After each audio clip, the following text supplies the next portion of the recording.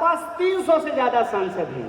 कई बार जब मैं भाजपा के नारे को देखता हूं ना, लिखा रहता है बड़े से बैनर पर, अब की बार 300 पार, तो मुझे लगता है ये नारा नहीं है, धमकी है कि अगली बार बीजेपी जीत के आएगी तो पेट्रोल 300 रुपए लीटर मिलने वाला है। आप कहते हैं कि आपके पास ज्यादा सांसद है, हमारे पास कम सांसद है, आप पार्लियामेंट चलाना चाहेंगे और हम पार्लियामेंट नहीं चलने देंगे, ऐसा हो सकता है क्या? मतलब हम 50 लोग इतने ताकतवर हैं कि हम 300 लोगों को पार्लियामेंट में काम नहीं करने देते हैं? और अगर हम ऐसा हैं तो फिर ये बोलना बंद कीजिए कि विपक्ष कमजोर नहीं है, बोलिए कि विपक्ष ताकतवर है। साजिश क्या है? साजिश ये है कि इस देश में संवाद को शोर में तब्दील कर दिया जाए, और एक बार कोई चीज शोर में तब्दील हो जाएगी तो अपने आप इस देश का मुद्दा उस शोर में दब जाएगा।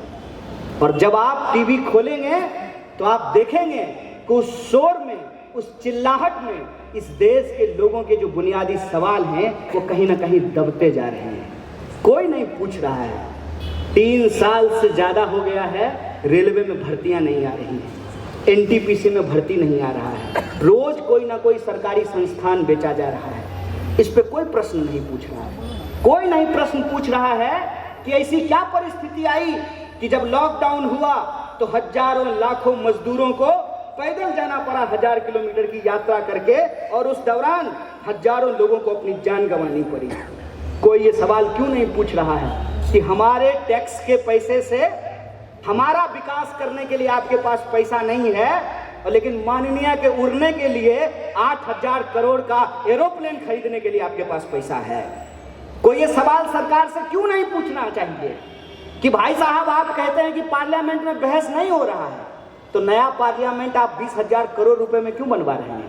उस 20,000 करोड़ रुपए को अगर इस देश में जो इंजीनियर एमबी किए हुए लड़के हैं उनको अगर आप दे दीजिएगा लोन, तो यहाँ पे इंटरप्रेन्योर बन सकते हैं, नया बिजनेस शुरू कर सकते हैं, और हम अर्थव्यवस्था की दम पे, तकनीक के दम पे चाइना को मुकाबला कर सकते हैं। गाल बजाने से काम नहीं चलने वाला है। ये देश के सामने चुनौती है। देश के सामने चुनौती है कि देश और दुनिया बदल रही है, तो राजनीति क्यों नहीं बदलनी चाहिए? बताइए। मैं दिल्ली से आया हूँ, दिल्ली की हालत ये है, गलती से भी मत जाइएगा आप लोग। ऐसी हालत है कि दिल्ली उतरते ही आपको खांसी होनी शुरू हो जाएगी। दिल्ली की हवा इतनी पोल्यूशन वहां पे हो गया है, इतना ज्यादा गंदा हो चुका है। आप किसी भी शहर जाकर के देखिए, जो सैनिटेशन का प्रॉब्लम है, जो हेल्थ का प्रॉब्लम है, जो एजुकेशन का प्रॉब्लम है, उसको राजनीति से गायब कर दिया गया है। और इसकी साजिश क्या है?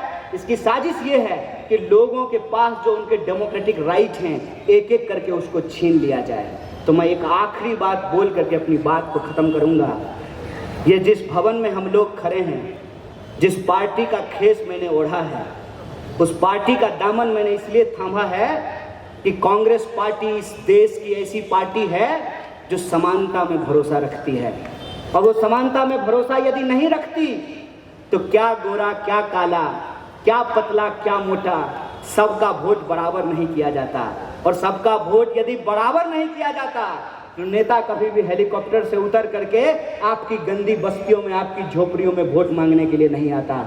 संविधान की इस ताकत को समझा जाए, लोगों के इस ताकत को समझा जाए कि अगर संविधान बचेगा, लोकतंत्र बचेगा तो देश बचेगा।